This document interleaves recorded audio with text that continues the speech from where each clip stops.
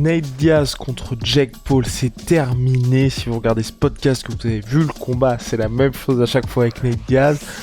Il laisse passer le début du combat, ensuite il accélère, mais le problème de Nate Diaz, c'est qu'il accélère jamais vraiment pour gagner le combat, plus pour montrer qu'il est là plutôt qu'autre chose, et donc finalement c'est Jake Paul qui s'est imposé très logiquement, il n'y a pas de problème là-dessus, par décision unanime face à Nate Diaz. On va voir tout ça, mais en tout cas c'est vrai que c'est un combat comme la plupart du temps avec Nate Diaz, si vous êtes fan du Californien comme moi, qui vous laisse sur votre faim, parce qu'on se dit à chaque fois, il y a tellement plus à faire que ça.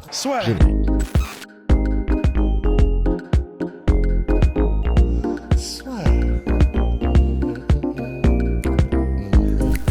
Paris sur le MMA avec Unibet. Quelle sera l'issue du combat? Une soumission? Un KO? Paris sur les meilleures cotes avec Unibet. Donc c'était Nate Diaz contre Jake Paul, combat extrêmement attendu en boxe anglaise, parce que oui, c'est vrai que Jake Paul il sortait d'une défaite par décision partagée, en réalité plutôt par décision unanime, si on est tout à fait honnête, face à Tommy Fury. Là il revenait face à Nate Diaz qui lui de son côté sortait d'une belle victoire pour son dernier combat à l'UFC contre Tony Ferguson par soumission. Et Nate Diaz qu'on connaît très bon boxeur, on se disait ça allait être un combat intéressant.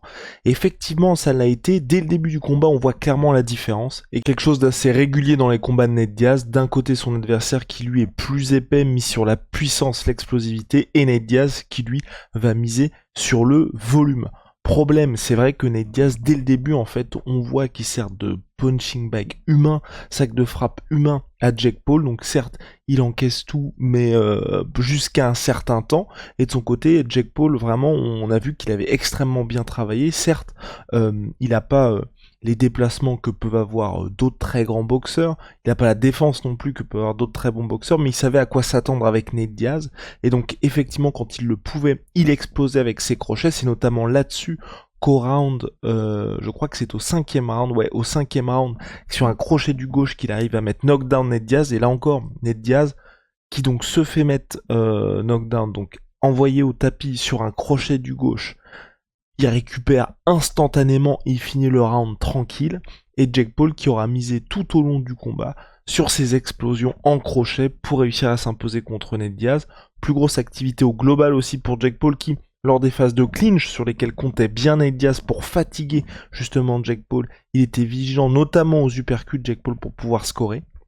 Mais c'est vrai que globalement, pour Nate Diaz, on se dit c'est très frustrant, parce qu'il y a pas mal de fois on a vu Nate Diaz acculer Jake Paul par son volume quand il commençait à avancer, pas juste avancer, parce que parfois il avançait physiquement mais il continuait d'encaisser des coups, mais il mettait la pression.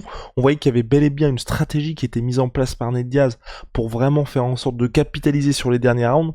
Fait important, à la base, Jake Paul voulait que le combat soit en 8 rounds, et le camp Diaz a poussé pour qu'il y ait le 9e et 10e round, et c'est même ce que Gilbert Melendez, qui était présent dans la salle, donc légende de l'UFC, Gilbert Melendez et coéquipier de Nate Diaz, a dit en gros, si c'est un combat pour votre vie, donc 100 rounds, on sait tous que c'est Nate Diaz qui gagne, 20 rounds ça aurait été mieux, là on en a 10, bon bah voilà, on s'en contente. Donc voilà, il y avait vraiment cette stratégie-là du côté de Nate Diaz, mais le problème, c'est qu'à chaque fois que Nate Diaz accélérait, on voyait tout de suite, et quand je dis accélérer, c'est vraiment en volume, Jake Paul se retrouvait sans réponse, mais il n'y avait pas cette volonté véritablement de Nate Diaz d'appuyer sur le coup final, si vous voulez, d'accélérateur pour pouvoir s'imposer. On était dans une situation similaire à ce qui s'était passé contre Leon Edwards, où certes Nate Diaz lors de ce combat s'était fait dominer tout du long, mais la fois où il touche Leon Edwards, on le voit plus content de célébrer que de vouloir gagner le combat. Et à plusieurs reprises, c'est ce qui s'est passé contre Jake Paul, les fois où il l'a acculé, que Jake Paul semblait sans réponse et dépassé par le volume de Nate Diaz, il n'y avait pas ce petit coup d'accélérateur final qui aurait pu permettre à Nate Diaz de s'imposer. Et concernant Jake Paul, j'ai trouvé moi très intelligent, c'est vrai quand il a commencé à être un petit peu plus fatigué dans les derniers rounds, il a abusé du clinch, c'est vrai. Il y a même un moment, l'arbitre, donc c'est au 10e round, oui, l'arbitre qui lui dit c'est bon Jake Paul là, faut vraiment s'arrêter, qui est assez conciliant avec lui, parce qu'on voit qu'il s'écroule vraiment complètement dans le clinch. Mais voilà, il a été intelligent vraiment Jake Paul. Quand il devait se donner de l'air pour pouvoir mettre ses crochets, il arrivait à se donner de l'air. Quand il devait reculer parce qu'il sentait que Nate Diaz accélérait, il le faisait.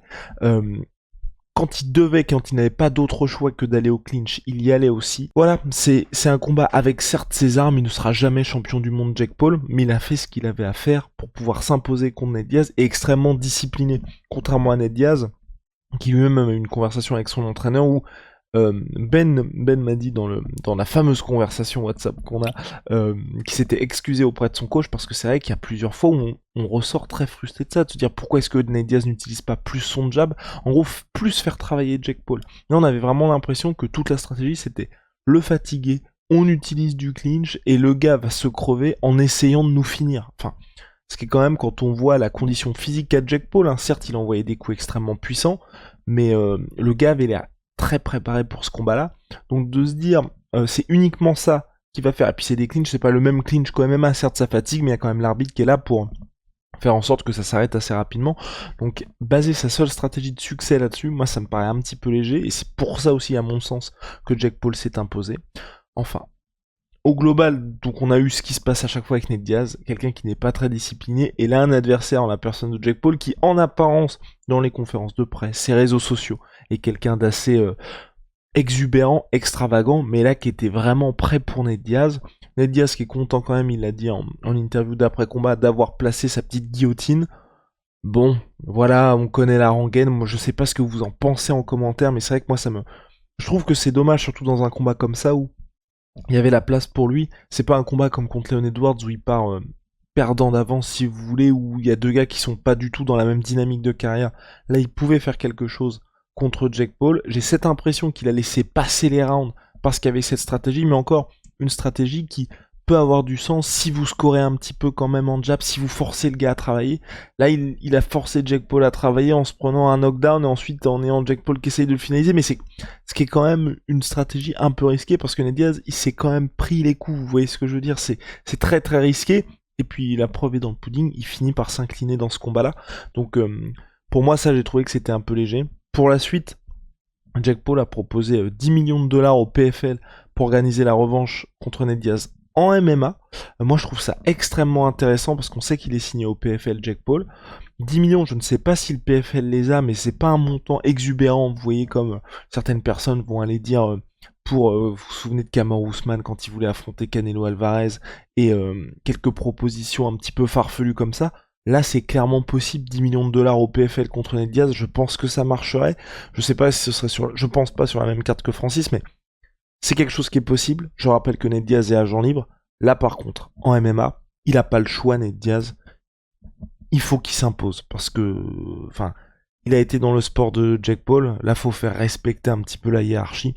Il doit gagner contre Jake Paul en MMA. Nate Diaz ne s'y oppose pas. Affaire à suivre de ce côté-là, mais moi j'aimerais beaucoup voir ce combat-là. Mais pour Jake Paul, c'est vrai que ce serait premier combat en MMA, même s'il est signé au PFL et même si on sait qu'il s'entraîne en MMA, c'est un peu dur d'affronter Nate Diaz direct, mais pourquoi pas? Moi je trouve que ce serait assez cohérent. Il n'a pas montré non plus il n'a pas donné de nom en particulier, Jake Paul, pour la suite en boxe. En MMA, pourquoi pas? Nate Diaz, voilà. C'est juste que ça peut être compliqué, c'est juste ce que je me dis, mais encore que, il faut que Nate Diaz aussi viennent avec l'intention de gagner et pas juste faire le show comme il a pu le faire là. Et puis voilà, au global, on a eu un combat qui a été extrêmement divertissant, avec d'un côté Nate Diaz où vraiment le gars, je ne sais pas comment il fait. Comment il fait pour ne jamais être mis KO, parce que certes là il y a le knockdown, mais quand on voit le knockdown qui se prend et sa capacité de récupération, c'est assez dingue. Le fait qu'il ait pu accélérer, j'ai presque envie de dire à sa guise, parce que chaque fois qu'il allait un petit peu plus vite, on voyait que pour Jake Paul c'était très compliqué, mais sans avoir cette volonté de finaliser forcément le combat. Et du côté de Jake Paul, qui montre qu'il progresse, qui montre qu'il a une vraie condition physique, parce qu'il a réussi à tenir contre Nate Diaz. Donc voilà, c'était Jake Paul contre Nate Diaz, volume 1, peut-être bientôt un volume 2 en MMA, et j'en profite pour placer notre Stockton, notre savon Onae qui s'appelle Stockton. Ça va vous aider à vous consoler de cette terrible défaite. Il est extrêmement doux, très bon pour la peau. Disponible sur onae.fr. Je vous mets toutes les infos qui apparaissent là. Merci du soutien. Shout out aussi à ma Sweet Pea, ma Sweet Protein, moins 30% sur tout My Protein avec le code la sueur. See ya.